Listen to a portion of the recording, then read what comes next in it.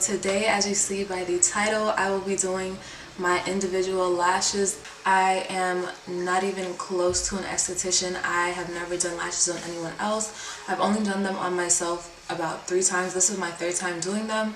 And on Instagram, if you follow me, if you're not, make sure you follow me. I'll link it in this video. Everyone's been telling me to do a tutorial or that they want me to do it on them.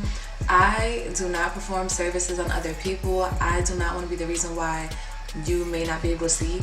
Just because I can do it on myself doesn't mean I can do it on you. So I just wanted to put out a video so you guys can see how I apply my own individual lashes. I love lashes, but for some reason strips just do not cooperate with me. I always have to have a friend put them on for me. So I figured that I'd try another option on how to get beautiful long lashes, longer than my natural lashes. So I watched one video, which I will link in the description box below, as to how to apply my lashes, and from that video I just been doing my own lashes.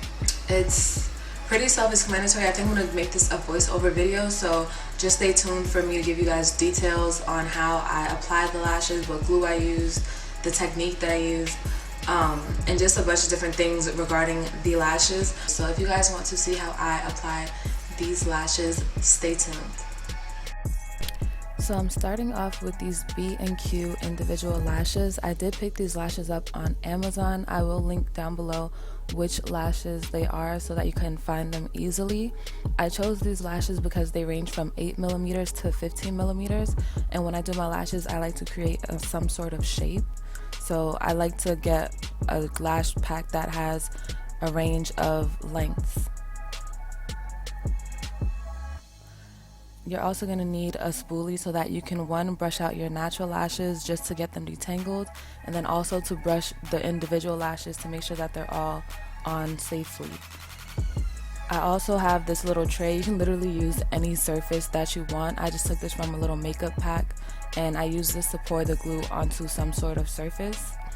And then you also have the option of using 2 different tweezers. You have the flathead kind of one, and then the needle point kind of tweezers. I don't know the real term for them, but I have 2 options that you can choose from. It's all your preference. I usually like to go in with the skinnier tweezers.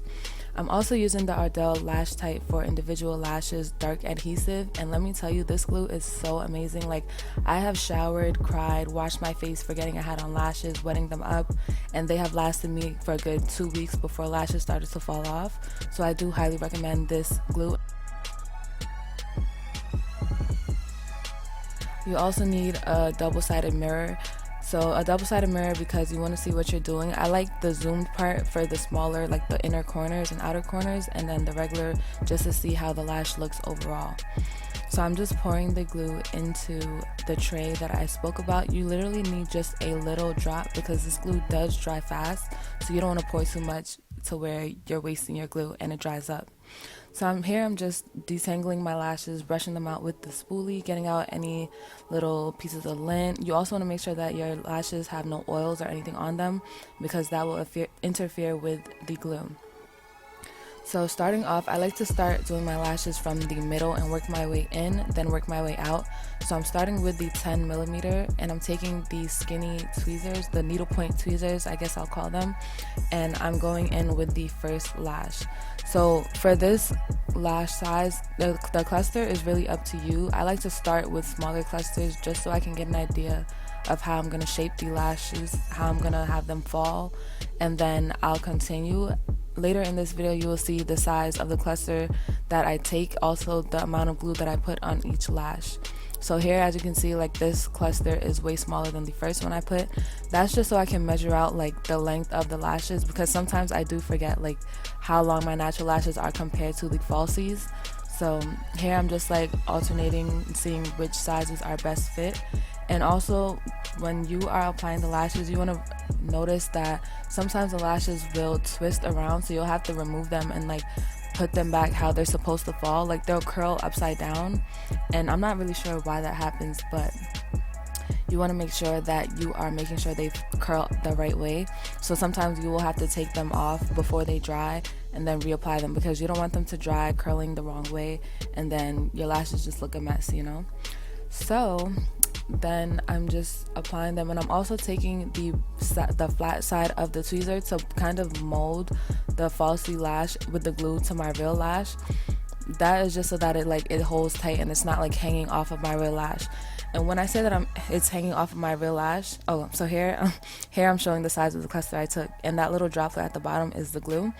But yes, you want to make sure that you're applying the lash to your actual lashes, not your skin, because let me tell you, when it's applied to your skin, it is the hardest thing to come off. That also, I believe, is why when some people get their lashes done, they leave with redness because of the glue, either because of the glue or because the lash is glued onto their skin, which causes irritation.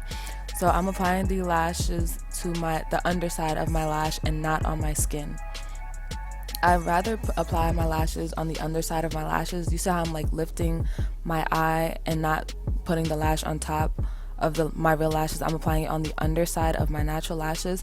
I do that because when you close your eyes, it gives it a more natural look, because your natural lashes are already full at the top when you close your eyes.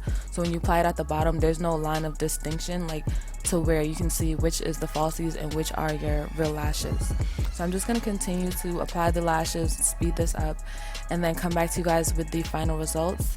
And yeah, I hope you guys enjoyed this video. Don't forget to like, comment, and subscribe, and stay tuned for my final results.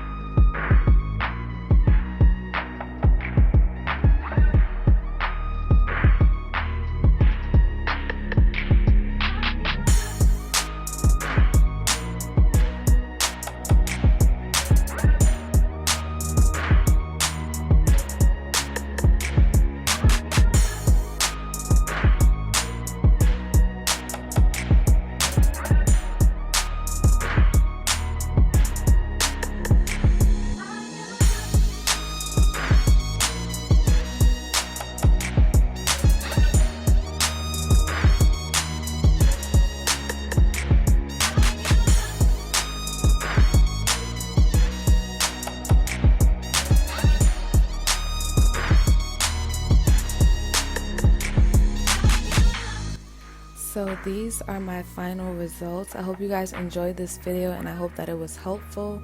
As you can see, the lashes are full, they have a nice shape, and they still look natural but enhanced. These lashes usually last about a week and a half to 2 weeks before they start falling out. And the plus side to doing them yourself is that you can always fill them in whenever they start to fall out. You don't have to rely on anyone to be available in order to get your lashes back. So yeah, I do love these lashes as opposed to strips. They last longer. For me personally, I feel like they're easier to apply, and these are just my go-to style for lashes. So I hope you guys enjoyed this video to the fullest. Make sure you're subscribed. Don't forget to like and comment any suggestions that you guys would like me to do as well. I like trying all types of DIY, so if you guys want to see me try anything else, please let me know in the comments. Don't forget to check out my other videos, and I hope to see you guys in the next one.